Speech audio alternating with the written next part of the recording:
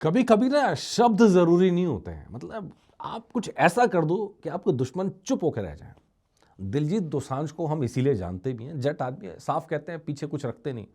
इस बार भी उन्होंने ऐसा मारा है, फटका मारा है कि जो हेटर्स हैं उनकी बोलती बंद होने वाली है।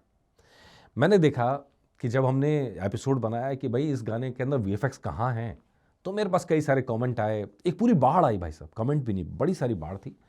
और उन्होंने आके बोला कि भाई देखो ये जो दिलजीत दोसांझ वाला सीन है ना, ये तो पूरा वीएफएक्स है, आसमान भी वीएफएक्स है, ज़मीन भी वीएफएक्स है। इससे पहले वो वीडियो भी वायरल हुए जिसके अंदर कहा जा रहा है कि यार ये पूरा का पूरा ग्रीन स्क्रीन पर शूट कर दिया।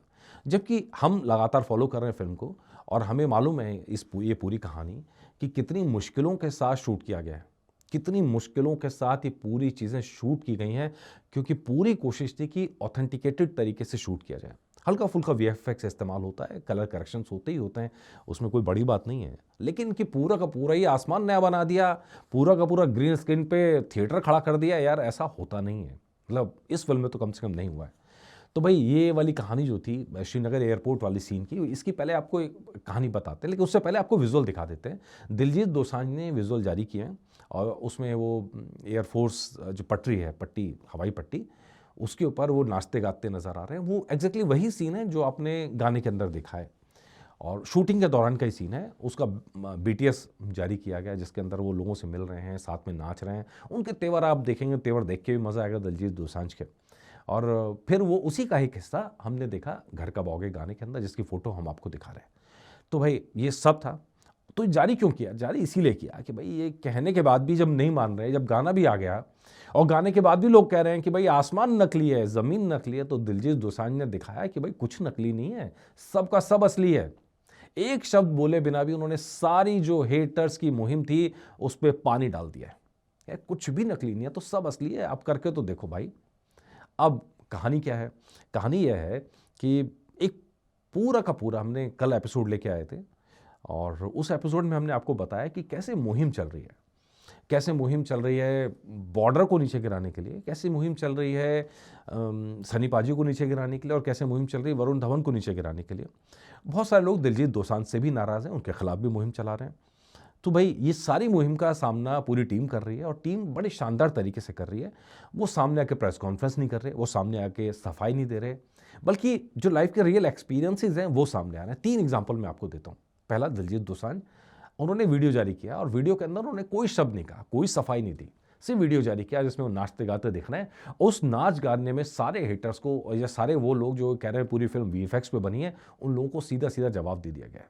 इसके पीछे की कहानी जो मैं आपको बता रहा था वो ये कि फिल्मी टीम की कोशिश ये थी कि एग्जैक्टली उन्हीं दिनों पे शूट किया जाए, यानी दिसंबर फर्स्ट वीक के आसपास में, कि जब ये पूरी कहानी हो रही थी।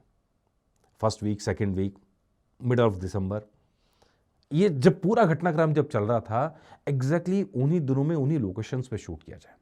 इसके लिए बाकायदा श्रीनगर भी गए, जगह भी चूज की और फ्रंट लाइन पे जाके चूज की, सीमा पे पास जाके जगह चूज की। लेकिन उन दिनों हालात ऐसे हो गए, ठंड इतनी ज़्यादा थी उस समय में कि वहाँ पे शूट करना पॉसिबल ही नहीं हुआ, तो उन्हें थोड़ा सा वहाँ से पीछे जाना पड़ा। लेकिन तब भी रियल लोकेशंस थी, एयरफोर्स की मदद से शूट किया गया। हालांकि सबसे बड़ा चैलेंज ये है कि उस ज़माने के प्लेन्स को दिखाना, ये सबसे बड़ा चैलेंज है। हाँ, उसके लिए वीएफएक्स का इस्तेमाल करना ही पड़ेगा। आप रियल सेट पे तो बना दोगे लेकिन उस प्लेन को उड़ा नहीं पाओगे डेफिनेटली, तो वहाँ तो वीएफएक्स का इस्तेमाल करना ही पड़ेगा। हो सकता है कि वहाँ कुछ कमज़ोर भी रह जाए, लेकिन ये फिल्म वीएफएक्स वाली फिल्म नहीं है, ये फिल्म हैवी ऑन इमोशन है, हैवी ऑन वीएफएक्स नहीं है। इससे पहले दूसरा एग्जाम्पल, आहान शेट्टी का इंटरव्यू आया।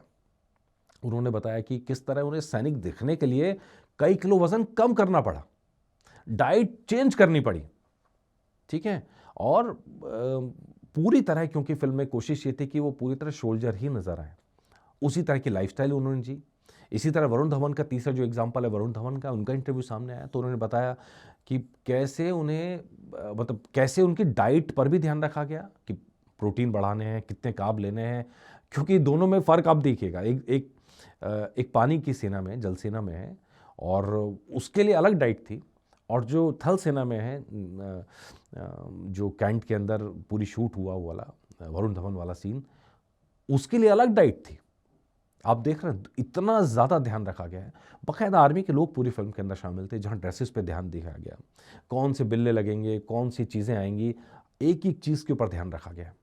हथियार कैसे होंगे, ये काम छोटा काम नहीं। और इसीलिए मैं कह रहा हूँ ये फिल्म, जो ये लोग कह रहे हैं कि बॉर्डर का सीक्वल है, एक तो बॉर्डर का सीक्वल नहीं है, दूसरा ये विरासत है, ये लेगेसी है।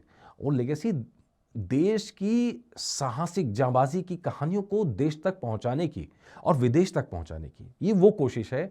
और इस कोशिश के ऊपर जो भी टंगनी मारेगा भाई, हम तो विरोध करेंगे, हम विरोध करेंगे। इस फिल्म के साथ नहीं यार, बाकी जिसके साथ आपको जो करना हो, हम इतना ज़्यादा बुरा नहीं मानते, कुछ कहते नहीं, लेकिन इस फिल्म के साथ नहीं प्लीज़। ये फिल्म को दिल से हाँ, फिल्म अगर ख़राब बनी, स्टोरियों में झोल हुआ, तो हम बोलेंगे यार कि ये असली बात नहीं बताई, गलत बात बताई, तब हम बोलेंगे। वरना ऐसी छोटी छोटी बातों को लेकर पंगा करने का कोई लॉजिक नहीं है। हमारी ये राय, आपकी जो राय हो मुझे कमेंट करके ज़रूर बताएगा। नमस्कार।